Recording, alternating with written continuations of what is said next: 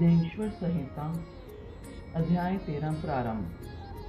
सदाचार, शौचाचार, स्नान, भस्म धारण, संध्या वदन, प्रणव जप, गायत्री जप, दान, न्यायत, धनोपार्जन तथा अग्निहोत्र आदि की विधि एवं महिमा का वर्णन। ऋषियों ने कहा, सूत जी, अब आप शीघ्र ही हमें वह सदाचार सुनाइए जिससे विद्वान पुरुष पुण्य लोकों पर विजय प्राप्त करता है। स्वर्ग प्रदान करने वाला धर्ममय आचार तथा नरक का कष्ट देने वाला अर्धमर्मय आचारों का भी वर्णन कीजिए। सूत जी बोले, सदाचार का पालन करने वाला विद्वान ब्राह्मण ही वास्तव में ब्राह्मण नाम धारण करने का अधिकारी है। जो केवल वेदों के आचरण का पालन करने वाला एवं वेद का अभ्यासी है, उस ब्राह्मण की विप्र संज्ञा होती है। सदाचार, वेदाचार तथा विद्या, इनमें से एक गुण से ही युक्त होने पर उसे द्विज कहते हैं, जिसमें स्वल्प मात्रा में ही आचार का पालन देखा जाता है, जिसने वेदाध्ययन भी बहुत कम किया है तथा जो राजा का सेवक, पुरोहित, मंत्री है, उसे क्षत्रिय ब्राह्मण कहते हैं।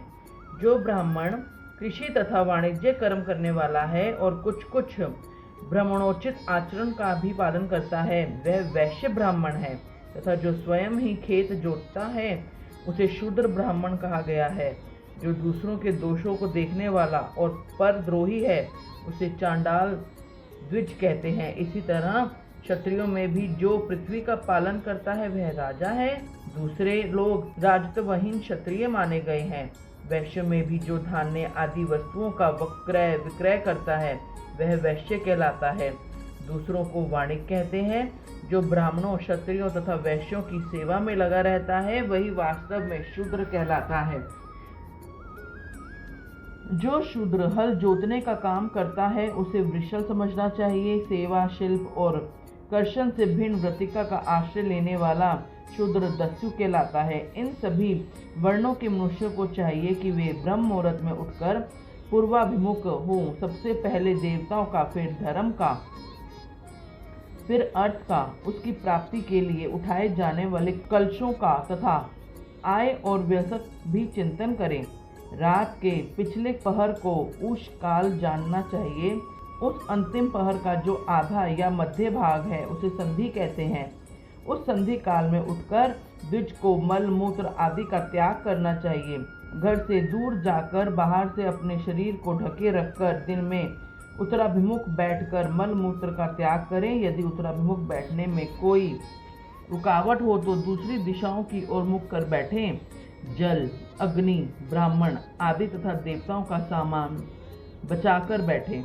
मल त्याग करके उठने पर फिर उस मल को ना देखें। तदंतर जलाशय से बाहर निकाले हुए जल से ही गोदा की शुद्धि करें, अथवा देवताओं, पितरों और ऋषियों के तीर्थों में उतरे बिना ही प्राप्त हुए जल से शुद्धि करनी चाहिए।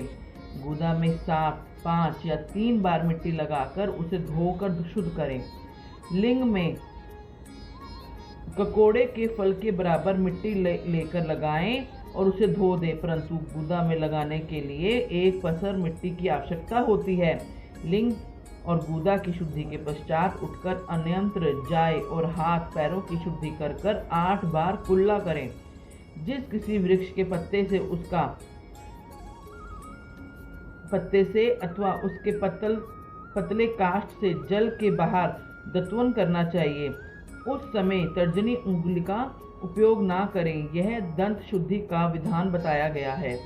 तदंतर जल संबंधी देवताओं को नमस्कार करके मंत्र पाठ करते हुए जलाशय में स्नान करें। यदि कंठ तक या कमर तक पानी में खड़े होने की शक्ति ना हो तो घुटने तक जल में खड़ा हो अपने ऊपर जड़ छिड़ककर मंत्रोच्चारण पूर्वक स्नान कार्य संपन्न करें। विद्वान पुरुष को चाहिए कि वहां तीर्थ जल से देवता आदि का स्नान तर्पण भी करें। इसके बाद घोत वस्त्र लेकर 5 कच करके उसे धारण करें। साथ ही कोई उत्तरीय भी धारण करें, क्योंकि संध्या वंदन आदि सभी कर्मों में उसकी आवश्यकता होती है। नदी आदि तीर्थों में स्नान करने पर स्नान संबंधी उतारे हुए वस्त्र को वहां ना धोएं। स्नान के पश्चात विद्वान पुरुष भीगे हुए उस वस्त्र को बावड़ी में, कुएं के पास अथवा घर आदि में ले जाकर तथा वहाँ पत्थर पर या लकड़ी आदि पर जल में या स्थल में अच्छी तरह धोकर उस वस्त्र को निचोड़ें। द्विजों, वस्त्रों को निचोड़ने से जो जल गिरता है वह एक श्रेणी के पितरों की तृप्ति के लिए होता है। इसके बाद जाबाली उपनिषद में बताए गए अग्नि रीति मंत्र से भस्म लेकर उसके द्वारा त्रिपुंड लगाएं। इस विधि का पालन ना किया जाए, इसके पूर्व ही यदि जल में भस्म गिर जाए तो गिराने वाले नरक में जाते हैं। आपोहिष्टा इत्यादि मंत्र से पाप शांति के लिए सिर पर जल छिड़के तथा यस्ते शशाए इस मंत्र को पढ़कर पैर पर जल छिड़के। इसे संधि प्रोषण कहते हैं। आपोहिष्णा इत्यादि मंत्र में 3 ऋचाएं हैं और प्रत्येक ऋचा में गायत्री छंद के 3-3 चरण हैं। इनमें से प्रथम ऋचा के 3 चरणों का पाठ करते हुए क्रमशः पैर, मस्तक और हृदय में जल छिड़के। दूसरी ऋचा के 3 चरणों को पढ़कर क्रमशः मस्तक, हृदय और पैर में जल छिड़के। तीसरी ऋचा के 3 चरणों का पाठ करते हुए क्रमशः हृदय और मस्तक का जल से प्रोक्षण करें। इसे विद्वान पुरुष मंत्र स्नान मानते हैं। किसी अपवित्र वस्तु से किंचित स्पर्श हो जाने पर, अपना स्वास्थ्य ठीक न रहने पर, राजा और राष्ट्र पर भय उपस्थित होने पर तथा यात्रा काल में जल की उपाधि न होने की विवशता आ जाने पर मंत्र स्नान करना चाहिए। प्रातःकाल सूर्यश्च मां मनुष्य इत्यादि सूर्यानुवाक से, सायंकाल अग्निश्च मां मनुष्य इत्यादि अग्नि संबंधी अनुवाक से जल का आचमन करके पुनः जल से अपने अंगों का प्रोषण करें। मध्याह्न काल में भी आप पुनः इस मंत्र से आचमन करके पूर्ववर्त पोषण या मार्जन करना चाहिए। प्रातःकाल की संध्या उपासना में गायत्री मंत्र का जाप करके 3 बार ऊपर की ओर सूर्य देव को अर्घ्य देना चाहिए। ब्राह्मणों मध्यकाल में गायत्री मंत्र के उच्चारण पूर्वक सूर्य को एक ही अर्घ्य देना चाहिए। फिर सायंकाल आने पर पश्चिम की ओर मुख करके बैठ जाएं और पृथ्वी पर ही सूर्य के लिए अर्घ्य दें। प्रातःकाल और मध्याह्न में समय में अंजलि में अर्घ्य जल लेकर उंगलियों की ओर से सूर्य देव के लिए अर्घ्य दें। फिर उंगलियों के छिद्र से ढलते हुए सूर्य को देखें तथा उनके लिए स्वतः प्रदक्षिणा करके शुद्ध आचमन करें। सायंकाल में सूर्य अस्त से 2 घड़ी पहले ही हुई संध्या निष्फल हो जाती है, क्योंकि वह साय संध्या समय नहीं है। ठीक समय पर संध्या करनी चाहिए, ऐसी शास्त्र की आज्ञा है। यदि संध्योपासना किए बिना दिन बीत जाए तो प्रत्येक समय के लिए क्रमशः प्रायश्चित करना चाहिए। यदि एक दिन बीते तो प्रत्येक बीते हुए संध्या काल के लिए नित्य नियम के अतिरिक्त 100 गायत्री मंत्र का अधिक जाप करें।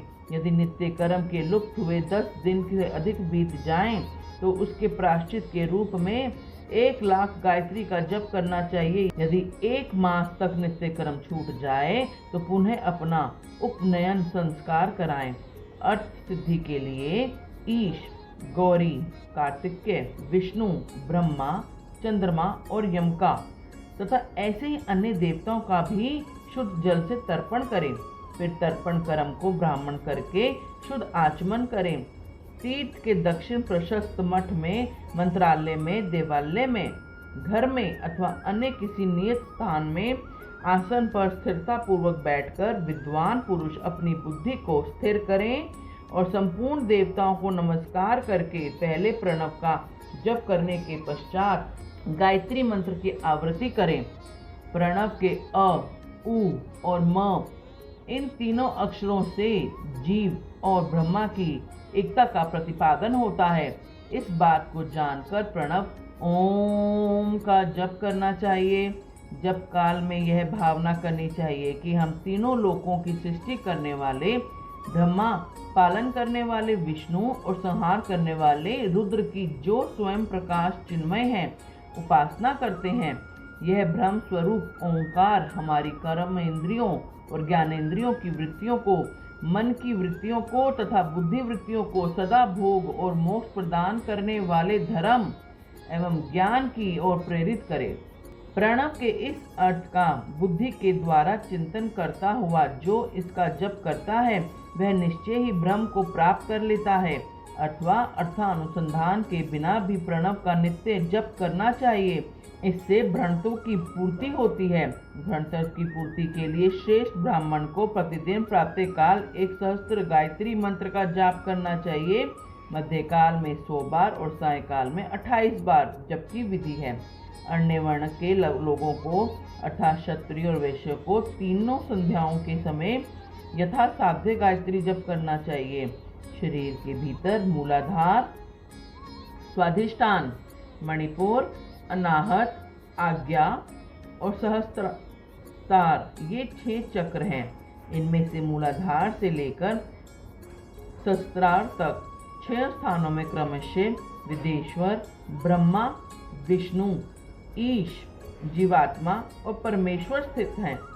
इन सब में ब्रह्म बुद्धि करके इनकी एकता का निश्चय करें और वह ब्रह्म में ही हूँ ऐसी भावना पूर्वक प्रत्येक श्वास के साथ सोहम का जप करें। उन्हीं विदेश्वर, ब्रह्मरंध्र आदि में इस शरीर से बाहर भी भावना करें। प्रकृति के विकार भूत महत्व से लेकर पंचभूत पर्यंत तत्वों से बना हुआ जो शरीर है, ऐसे सहस्त्र शरीरों का एक एक अजपा गायत्री के जप से एक एक क्रम से अतिक्रमण करके जीवन को धीरे धीरे परमात्मा से संयुक्त करें। यह जप का तत्व बताया गया है। 100 अथवा 28 मंत्रों के जप से उतने ही शरीरों का अतिक्रमण होता है। इस प्रकार जो मंत्रों का जप है, इसी को आदि क्रम से वास्तविक जप करना चाहिए। सहस्त्र बार किया हुआ जप ब्रह्मलोक प्रदान करने वाला होता है, ऐसा जानना चाहिए। 100 बार किया हुआ जप इंद्र पद की प्राप्ति कराने वाला माना गया है। ब्राह्मणेतर पुरुष आत्म रक्षा के लिए जो स्वल्प मात्रा में जप करता है, वह ब्राह्मण के कुल में जन्म लेता है। प्रतिदिन सूर्य प्रस्थान करके उपयुक्त रूप से जप का अनुष्ठान करना चाहिए। 12 लाख गायत्री का जप करने वाले पुरुष पूर्ण रूप से ब्राह्मण कहा गया है। जिस ब्राह्मण ने 1 लाख गायत्री का जप ना किया हो, उसे वैदिक कार्य में ना लगाए। 70 वर्ष की अवस्था तक नियम पालन पूर्वक कार्य करें। इसके बाद ग्रह त्याग कर संन्यास ले लें। परिव्राजक या सन्यासी पुरुष नित्य प्रातःकाल 12,000 प्रणव का जप करें। यदि एक दिन इस नियम का उल्लंघन हो जाए तो दूसरे दिन उसके बदले में उतना मंत्र और अधिक जपना चाहिए। सदा इस प्रकार जप को चलाने का प्रयत्न करना चाहिए। यदि क्रमशः 1 मास आदि का उल्लंघन हो गया तो 1.5 लाख जप करके उसका प्रायश्चित करना चाहिए।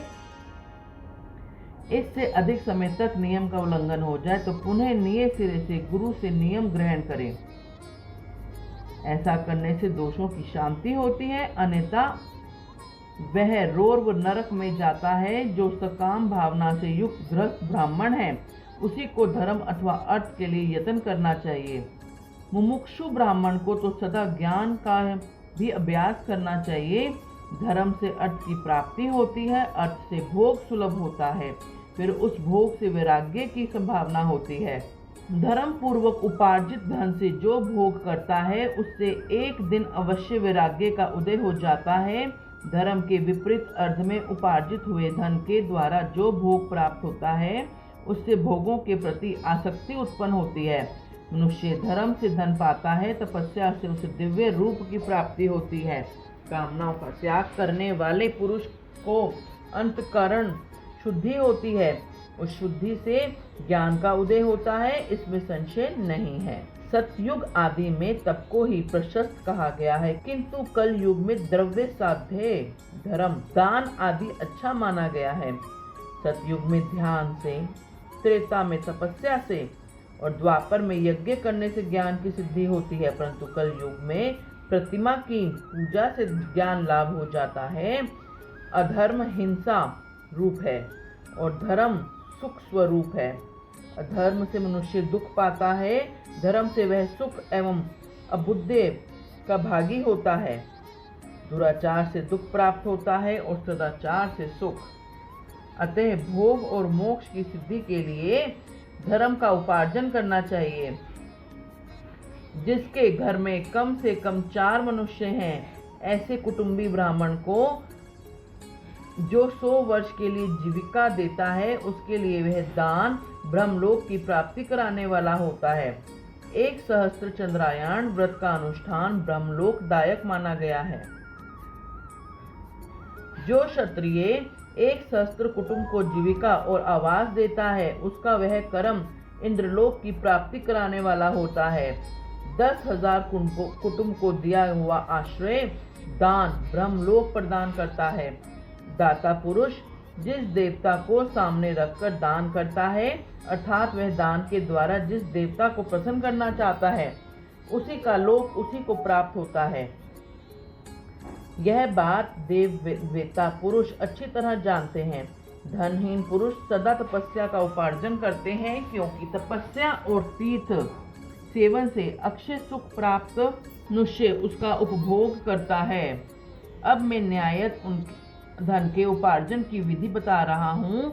ब्राह्मण को चाहिए कि वह सदा सावधान होकर विशुद्ध प्रतिग्रह दान ग्रहण तथा याजन यज्ञ कराने आदि से धन का अर्जन करे।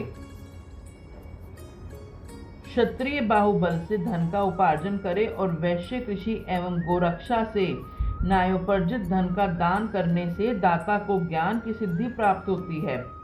ज्ञान सिद्धि द्वारा सब पुरुषों को गुरु कृपा मोक्ष सिद्धि सुलभ हो जाती है। मोक्ष स्वरूप की सिद्धि प्राप्त होती है जिससे मुक्त पुरुष परमानंद का अनुभव करता है। गृहस्थ पुरुष को चाहिए कि वह धन धन्यादि सब वस्तुओं का दान करे। वह तृष्ण निवृत्ति के लिए जल और शुद्धा रूपी रोग की शांति के लिए सदा अन्न का दान करे। खेत धान्य कच्चा अन्न तथा भक्ष्य भोज्य लेह और चोष्य ये 4 प्रकार के सिद्ध दान करने चाहिए। जिसके अन्न को खाकर मनुष्य जब तक कथा श्रवण आदि सधर्म का पालन करता है उतने समय तक उसके लिए किए हुए पुण्य फल का आधा भाग दाता को मिल जाता है, उसमें संशय नहीं है। दान लेने वाला पुरुष दान में प्राप्त हुई वस्तु का दान तथा तपस्या करके अपने प्रति ग्रह जनित पाप की शुद्धि कर ले, अन्यथा उसे रौरव नरक में गिरना पड़ता है।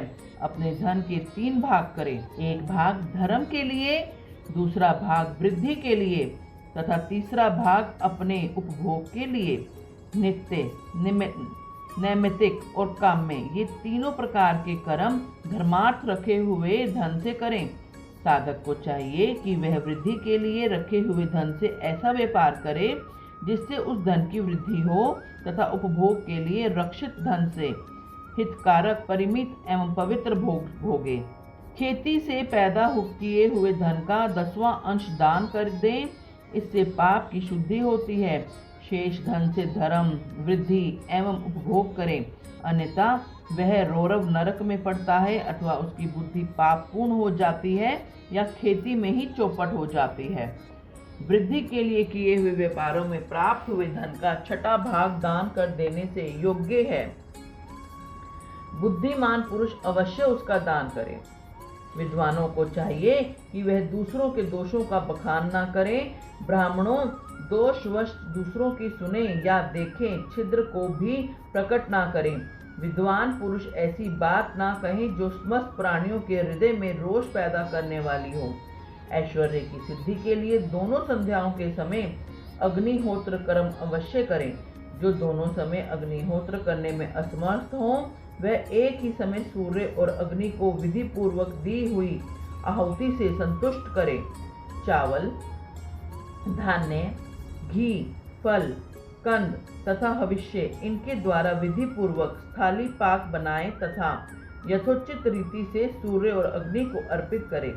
यदि हविष्य का अभाव हो तो प्रधान होम मात्र करे।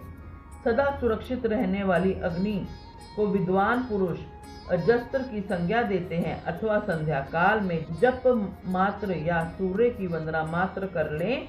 आत्मज्ञान की इच्छा वाले तथा धनार्थी पुरुषों को भी इस प्रकार विधिवत उपासना करनी चाहिए। जो सदा ब्रह्म यज्ञ में तत्पर होते हैं, देवताओं की पूजा में लगे रहते हैं, नित्य अग्नि पूजा एवं गुरु पूजा में अनुरुक्त होते हैं तथा ब्राह्मणों को तृप्त किया करते हैं, वे सब लोग स्वर्गलोक के भागी होते हैं। ओम श्री महापुराण विदेश्वर संहिता अध्याय 13 संपूर्ण।